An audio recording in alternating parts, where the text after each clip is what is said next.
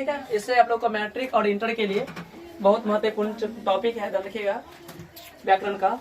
और इससे लगभग 3 से 4 नंबर का आप लोगों को पूछ सकता है एग्जाम में, जो बहुत इंपॉर्टेंट है। ठीक है दोस्तों, तो आप लोग ध्यान रखेंगे और इस वीडियो पे शुरू से अंत तक बना रहे ताकि आपको एक वैसे तरीका से समझ में आए। ठीक है, तो हम लोग जानेंगे सबसे पहले वर्ण के बारे में कि वर्ण की परिभाषा दिया गया है। हेडिंग क्या है? वर्ण की परिभाषा। किसकी? वर्ण की। यानी कि वर्ण उस मूल ध्वनि कहते हैं, ध्वनि कहते हैं, है ना। वर्ण जो है उस मूल ध्वनि कहते हैं जिसे खंड या टुकड़े नहीं किया जा सकता है। ध्वनि उस वर्ण उस मूल ध्वनि के जैसा खंड या टुकड़े नहीं कर सकते हैं। ठीक है, क्या कहलाता है? वो वर्ण कहलाता है। ध्यान। तो जैसे देखिए अ, है ना, ई, व, च, ख, ये सब जैसे खंड या टुकड़े नहीं कर सकते हैं। इसका कोई खंड या टुकड़ा नहीं हो सकता है। ठीक है, न क का होगा, न ई का होगा, न व का होगा, न च का, न ख का, इत्यादि और भी ऑप्शन हो सकता है। ठीक है, ये सब का सब क्या है? वर्ण है। क्या है? वर्ण। यानी कि वर्ण उस मूल ध्वनि क्यों कहते हैं? वर्ण उस मूल ध्वनि क्यों कहते हैं, है ना, जिसे खंड या टुकड़े नहीं किए जा सकते हैं, उसे वर्ण कहते हैं। क्या कहते हैं? उसे वर्ण कहते हैं। ठीक है, देखिए जैसे हमें अ, ई, व, च, ख, ये सब जो है क्या का वर्ण है, जिसको खंड या टुकड़े कभी नहीं कर सकते हैं। राइट, आगे देखिए हम जानेंगे आगे वर्णमाला की परिभाषा। आपसे पूछेगा वर्णमाला किसे कहते हैं, तो वर्णों के समूह को वर्णमाला कहते हैं। यानी कि जो वर्णों का समूह है उसमें क्या कहते हैं? वर्णमाला कहते हैं। ध्यान रखिएगा। और वर्णमाला को हम जानते हैं अल्फाबेट के नाम से भी जानते हैं अंग्रेजी में। ध्यान रखिएगा। यानी कि जितना भी वर्ण है उसकी पूरे समूह को हम क्या कहेंगे? वर्णमाला कहते हैं। क्या कहते हैं? इसको वर्णमाला कहते हैं। ठीक है दोस्तों, आगे चलिए वर्ण का भेद। तो वर्ण के मुख्य 2 भेद होते हैं। आपसे पूछेंगे कि वर्ण का कितने भेद होते हैं, तो वर्ण का मुख्य 2 भेद होते हैं। कितने होते हैं? 2 भेद होते हैं। देखिए पहला स्वर्ण वर्ण, दूसरा क्या है? व्यंजन वर्ण। आपसे पूछेगा स्वर वर्ण, एक व्यंजन वर्ण। ठीक है, तो स्वर क्या देख लीजिए। तो पहला आपका क्या है? स्वर वर्ण। क्या है? स्वर वर्ण। दूसरा क्या है? व्यंजन वर्ण। चलिए हम जानेंगे पहला स्वर के बारे में। ठीक है, स्वर वर्ण जिन वर्णों को स्वतंत्र रूप से बोला जा सके स्वर वर्ण कहते हैं। उसे बोला सके उसे क्या कहते हैं? स्वर वर्ण कहते हैं। यानी कि स्वर वर्ण जिन वर्णों को स्वतंत्र रूप से बोला जा सके, है ना, स्वर वर्ण कहते हैं। उसे यहाँ हो जाएगा, उसे स्वर वर्ण कहते हैं। ठीक है, देखिए आगे उच्चारण के आधार पे आपसे पूछे, जैसे एग्जांपल में उच्चारण के आधार पे स्वर, और नीचे क्या है? लेखन के आधार पे स्वर। यानी कि उच्चारण जिसको उच्चारण कर सकते हैं। देखिएगा वर्ण के हम लोग उच्चारण भी कर सकते हैं। इसका 2 टाइप होता है। देखिएगा एक उच्चारण का स्थान, एक होता है आपको लेखन के आधार पे, एक उच्चारण का आधार पे, एक लेखन के आधार पे। ठीक है, तो देखिए स्वर वर्ण के बारे में, ये क्या है? उच्चारण के आधार पे है। यानी कि आ, ई, उ, ए, आई, ओ, औ आदि, ये सब क्या है? उच्चारण के आधार पे, जिसको हम उच्चारण कर सकते हैं। देखिएगा जिसको हम उच्चारण कर सकते हैं इसको बोलते हैं उच्चारण के आधार पे। देखिएगा आप जानेंगे लेखन के आधार पे, है ना। यानी कि स्वर को जानेंगे हम लोग, वर्ण को लेखन के आधार पे। यानी कि देखिए आ, है ना, ई, उ, है ना, ए, आई, ओ, औ, अंग, अड़ी, ये सब जो है लेखन के आधार पे है ना दोस्तों। देखिए आपको जो यहाँ पे दिया गया है, यानी अ से लेके यहाँ र तक, रिया तक दिया गया है। कहाँ तक? री तक। देखिएगा अ से लेकर तक री तक जो है, ठीक है, ये पूरा का पूरा क्या आपका लेखन के आधार पे है। ठीक है, और ये दिया गया आपका उच्चारण के आधार पे। देखिए यहाँ पे अ से लेके कहाँ तक? औ तक, ये क्या आपका उच्चारण के आधार पे है। देखिएगा आप जानेंगे स्वर के भेद। स्वर के मुख्य 2 भेद होते हैं। आपसे कोई पूछे स्वर के कितने भेद होते हैं, दोस्तों स्वर के मुख्य 2 भेद होते हैं। कितने होते हैं? 2 भेद होते हैं। आपसे पूछेंगे स्वर वर्ण का कितने भेद होते हैं। देखिएगा तो स्वर, है ना, स्वर वर्ण का मुख्य 2 भेद होते हैं। कितने होते हैं? 2 भेद होते हैं। आइए, पहला मूल स्वर, दूसरा संयुक्त स्वर। पहला आपका हो जाएगा मूल स्वर, दूसरा हो जाएगा संयुक्त स्वर। ठीक है, तो देखिए मूल स्वर में आ, ई, उ, ए, ओ, ये सब के सब क्या है? आपका मूल स्वर है। क्या दोस्तों? ये सब का सब क्या है? मूल स्वर है। ठीक है, आगे देखेंगे हम लोग संयुक्त स्वर। जो संयुक्त स्वर देखिएगा यहाँ पे 2 स्वरों के मेल से बनता है, देखिएगा उसे हम क्या बोलते हैं, संयुक्त स्वर कहते हैं। देखिए आगे, यानी कि मूल स्वर में देख लीजिए क्या था, आ ई उ ए ओ, ये सब क्या, ये सब का क्या हो गया, मूल स्वर। ठीक है, आप जानेंगे संयुक्त स्वर के बारे में, यानी कि आई, आई क्या है, संयुक्त है, यानी कि अ जोड़ ए बनेगा आई, अ जोड़ ए क्या बनेगा, आई बनेगा, आपका ए हो जाएगा आपका संयुक्त स्वर, यानी कि 2 स्वरों के मेल से बना है, इसे बोलते हैं संयुक्त स्वर।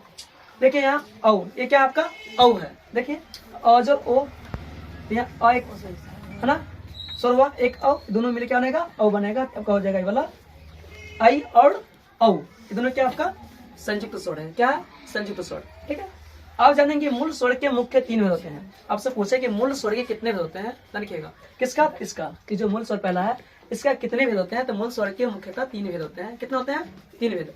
आपसे एग्जाम में पूछ सकता है कि मूल स्वर के कितने भेद होते हैं दोस्तों, तो मूल स्वर के मुख्यतः 3 भेद होते हैं। कितने होते हैं, 3 भेद होते हैं। तो पहला देखिएगा है ना, हर्ष स्वर, दूसरा दीर्घ स्वर, तीसरा प्लुत स्वर। आगे पूछेंगे हर्ष स्वर, दीर्घ स्वर और प्लुत स्वर। ठीक है, ध्यान रखिएगा, इसका 3 भेद होता है, किसका, मूल स्वर के कितना होते हैं, 3 भेद होते हैं। तो हर्ष स्वर है ना, दीर्घ स्वर और लास्ट में क्या, प्लुत स्वर। तीनों का आप लोग याद रखेंगे अच्छा से। ठीक है, आप चलिए सबके जानते हैं बारी बारी से कि हर्ष क्या है, दीर्घ क्या है और प्लुत वर्ड क्या है, लिखिएगा। हम जानेंगे हर्ष स्वर, पहला क्या आपका हर्ष स्वर, जिन स्वरों के उच्चारण में, जिन स्वरों के उच्चारण में है ना कम से कम समय लगता है, जिन स्वरों के उच्चारण में कम से कम समय लगता है ना, उन्हें हर्ष स्वर कहते हैं। उन्हें क्या कहते हैं दोस्तों, हर्ष स्वर कहते हैं, है ना। जैसे अ है ना, ई उ डी, इस चारों का चारों जो है उच्चारण में बहुत कम समय लगता है और बहुत आसान तरीके से बोल सकते हैं। अ है ना, ई उ डी, ये सब क्या है, हर्ष स्वर है। क्या सब है, हर्ष स्वर। मान रखिएगा। आप जानेंगे दोस्तों हम लोग दीर्घ स्वर के बारे में कि दीर्घ स्वर क्या होता है। देखिए इसे, जिन स्वरों के उच्चारण में, जिन स्वरों के उच्चारण में है ना हर्षों स्वर से दुगुना, यानी कि हर्षों स्वर से दुगुना समय लगता है। देखिएगा, जिन स्वरों के उच्चारण में हर्षों स्वर से दुगुना समय लगता है, इन्हें दीर्घ स्वर कहते हैं। तो इन्हें क्या कहेंगे हम लोग, दीर्घ स्वर कहते हैं। देखिए जैसे में आ, जिसमें क्या जाएगा, आ है ना, आ उ है ना, ए आई ओ औ आदि, ये सब का सब क्या है, आपका दीर्घ स्वर है। यानी कि इसके उच्चारण में आपको दुगुना समय लगता है, यानी कि हर्षों से दुगुना समय लगता है। इसको क्या बोलेंगे, दीर्घ स्वर कहते हैं। देखिएगा, जैसे आपको दिया गया आ ई उ ए आई ओ औ आदि, ये सब का सब क्या है दोस्तों, आपका दीर्घ स्वर है। देखिएगा, आप जानेंगे प्लुत स्वर, एक तीसरा होता है प्लुत स्वर। देखिएगा, प्लुत स्वर होता क्या है, हम लोग जानेंगे कैसे। देख लीजिए दोस्तों, जिन स्वरों के उच्चारण में, जिन स्वरों के उच्चारण में दीर्घ स्वर से अधिक समय लगता है, दीर्घ स्वर से भी अधिक समय लगता है, कहते हैं जिन स्वरों के उच्चारण में दीर्घ स्वर से भी अधिक समय लगता है, इन्हें प्लुत स्वर कहते हैं। क्या कहते हैं हम लोग, प्लुत स्वर कहते हैं। देख लीजिए, जैसे श्री, जैसे में श्री है ना, री है ना, ओम है ना, ये सब का जहाँ 3 गुना समय लगे, दीर्घ समय से भी अधिक समय लगे, ऐसे स्वर को हम क्या बोलते हैं, प्लुत स्वर कहते हैं। क्या कहते हैं उसको, प्लुत स्वर कहते हैं। ठीक है, आगे देखिए, आगे जानेंगे लोग व्यंजन के बारे में कि व्यंजन वर्ण क्या है। देखिए दोस्तों, व्यंजन वर्ण क्या होता है, देखिए इसे, यानी कि व्यंजन की परिभाषा, जो वर्ण स्वरों की सहायता से, जो वर्ण है ना स्वरों की सहायता से है ना बोले जाते हैं, जो वर्ण स्वरों की सहायता से बोले जाते हैं, उन्हें व्यंजन वर्ण कहते हैं। जो वर्ण स्वरों की सहायता से, जो वर्ण स्वरों की सहायता से बोले जाते हैं, उन्हें व्यंजन वर्ण कहते हैं। जैसे में क, ख, ग, ड, ह तक, क से लेके ह तक का है, ये सब का सब क्या है दोस्तों, तो व्यंजन वर्ण है। क्या है, सब व्यंजन वर्ण है। कहाँ से, क से लेकर कहाँ तक, आपको ह तक, ये सब का सब क्या है, व्यंजन वर्ण है। ठीक है, आगे चले। व्यंजन वर्ण कितने भेद होते हैं, आपसे पूछेंगे कि व्यंजन वर्ण के कितने भेद होते हैं या कितने प्रकार के होते हैं व्यंजन वर्ण। देखिएगा, तो व्यंजन वर्ण के मुख्य 3 भेद होते हैं। देखा जाए तो इसका मुख्य 3 भेद होते हैं। भेद का नाम होता है, देखिएगा इसका रियल में देखा जाए तो 3 भेद होते हैं। किसका, व्यंजन वर्ण का। आपसे एग्जाम में पूछ ले कि व्यंजन वर्ण का कितने भेद होते हैं दोस्तों, तो लिखिएगा 3 भेद, राइट। आगे चले। व्यंजन के कितने वेद होते हैं? तो व्यंजन के मुख्य है ना, मुख्यतः मुख्य तीन वेद होते हैं। देखिएगा कितना होता है? 3 वेद होते हैं। पहला स्पर्श व्यंजन, दूसरा है ना अंतस्थ व्यंजन, तीसरा ऊष्म व्यंजन। ठीक है, पहला स्पर्श व्यंजन, दूसरा अंतस्थ व्यंजन, तीसरा ऊष्म व्यंजन। ठीक है, अब जानेंगे हम सबसे पहले स्पर्श व्यंजन के बारे में कि स्पर्श व्यंजन क्या होता है। देख लीजिए, यानी कि स्पर्श व्यंजन है ना, पहले देखिए स्पर्श व्यंजन जिन व्यंजन वर्ण में व्यक्ति की बॉडी के स्पर्श से बोली जाती है, यानी कि बॉडी आपके मुंह, हाथ, पैर, यानी कि जो बॉडी के स्पर्श करे, स्पर्श के माध्यम से बोली जाती है, उन्हें हम क्या कहते हैं? हम लोग स्पर्श व्यंजन कहते हैं, है ना। अर्थात देख लीजिए यहाँ पे क से लेके म तक, यानी कि क से लेके म तक जितना भी है वर्ण वो सब क्या आपका स्पर्श व्यंजन है। क्या है? स्पर्श व्यंजन, यानी क से लेके म तक जितना भी व्यंजन है वो सब क्या आपका स्पर्श व्यंजन है। कुल मिलाकर स्पर्श व्यंजन कितनी होती है? उसका वर्ण 25 होती है। ठीक है, देखिए आगे, यानी कि देखिए इन्हें स्पर्श व्यंजन भी कहते हैं। फिर से पढ़ते हैं इसको हम लोग। जिन व्यंजन वर्ण में व्यक्ति की बॉडी के स्पर्श से बोली जाती है, अर्थात क से लेके म तक, अर्थात क से लेके म तक है ना होते हैं, इन्हें स्पर्श व्यंजन कहते हैं। इन्हें क्या कहते हैं? स्पर्श व्यंजन कहते हैं। ठीक है, पहला आ जाएगा आपका कवर्ग। क्या देगा?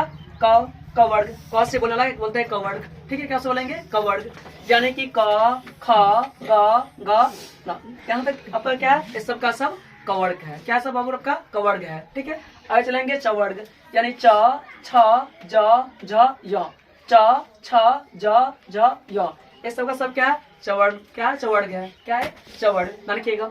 आगे जानेंगे हम लोग कवर्ग, यानी कि सॉरी टवर्ग। पहला क्या तीसरा पॉइंट? टवर्ग, ट, ठ, ड, ढ, न, ये क्या है आपका? टवर्ग है। ध्यान रखेंगे। आगे पढ़ेंगे तवर्ग। क्या है? तवर्ग। क्या है? तवर्ग। देखिए तवर्ग, त, थ, द, ध, न, आपका क्या है? तवर्ग है। अब चलेंगे लास्ट में पचमा पवर्ग, यानी कि प, फ, ब, भ, म, एक क्या है? तो पवर्ग है।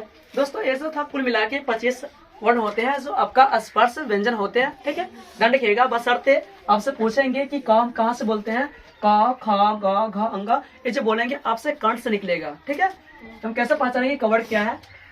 तो कवर्ग में ध्यान रखना है क, ख, ग, घ, न, जो है आपका कंठ से, अंदर से आपका आवाज निकलता है। ठीक है, कंठ से बोलते हैं, उसको हम क्या कहते हैं? कवर्ग कहते हैं। चाहे क पूछे, ख पूछे, ग पूछे, घ पूछे, कुछ भी पूछे, इसमें क, इस वर्ण में क से न वाला में अब क्या जाएगा?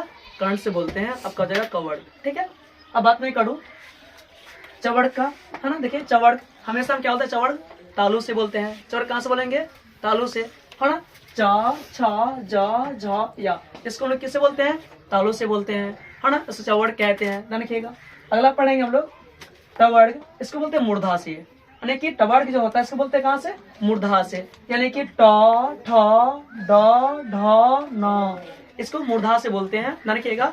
इसमें जितना भी वर्ण है ट, में आपका हो जाएगा मूर्धा से बोलेंगे उसको। ठीक है, आगे देखिए तवर्ग क्या? त, थ, द, ध, न, इसको हम दंत, यानी कि दांत के माध्यम से बोला जाता है। आपका दांत स्पर्श करे ना तो ये आपका क्या हो जाएगा? तवर्ग हो जाएंगे। क्या हो जाएंगे? तवर्ग वर्ण हो जाएंगे। Doubt clear? आप चलेंगे पवर्ग, यानी कि पवर्ग क्या होता है? आपका ओष्ठ जो था ऊपर नीचे लिप्स आपस में स्पर्श करता है।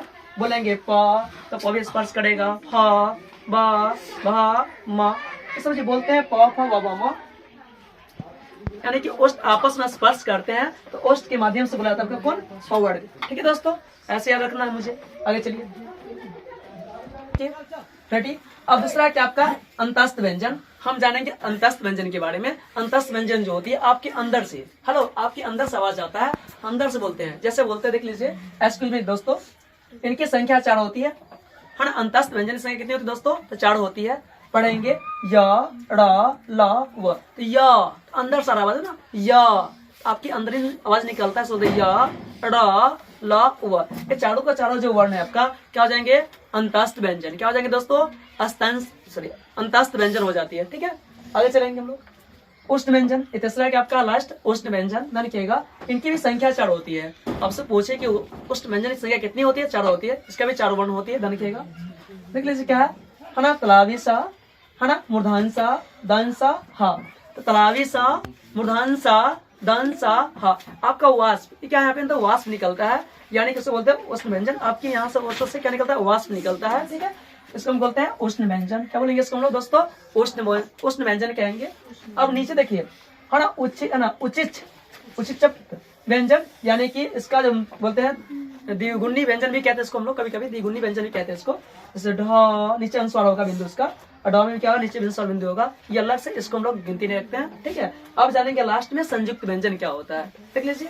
यानी कि संयुक्त व्यंजन क्या होता है, तो संयुक्त व्यंजन की संख्या चार हम जानते लगभग। तो अक्ष, त्र, ज्ञ, अगो, स्र, ये क्या है, सबका सब संयुक्त व्यंजन है। यहाँ 2-3 वर्णों के मेल से बनती है, उस हम क्या कहते हैं, संयुक्त वर्ण, है ना, व्यंजन कहते हैं। देखिए दोस्तों, जैसे, है ना, छ कैसे बनेंगे? अब छ यानी कि क जोड़ स, है ना, क में हलंत है, स में हलंत है, क्या हो जाएगा, अब छ, क्या बनेगा, अब छ, ठीक है। और जाएगा त्र में तल, क्या बनेगा, त्र, क्या बनेगा यहाँ पे, त्र। आगे देखिए ज्ञ कैसे बनेंगे, ज जोड़ य, है ना, क्या, ज जोड़ य, दोनों हलंत है, क्या बनेगा, ज्ञ, ठीक है। आगे देखिए स्र जोड़ र, दोनों में हलंत है, क्या हो जाएगा, स्र। ये सबका सब क्या है, नीचे संयुक्त व्यंजन है। आपको ध्यान रखना है कि व्यंजन कितने में होते हैं, 3 होती है, और 2 जो होता है भाई अलग से है ना। एगो उचित व्यंजन, इसको बोलते हैं हम द्विगुणी व्यंजन भी कहते हैं, ध्यान रखिएगा। और लास्ट में क्या, संयुक्त व्यंजन। इससे भी क्वेश्चन आपका एग्जाम आ सकता है। संयुक्त व्यंजन क्या है, क्ष क्या है, तो संयुक्त व्यंजन है। त्र क्या है, तो संयुक्त व्यंजन है।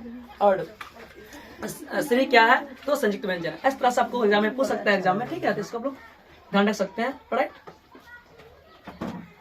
चलिए प्लीज दोस्तों, वीडियो अच्छा लगे तो लाइक, सब्सक्राइब और शेयर जरूर करें। Thank you, all the best.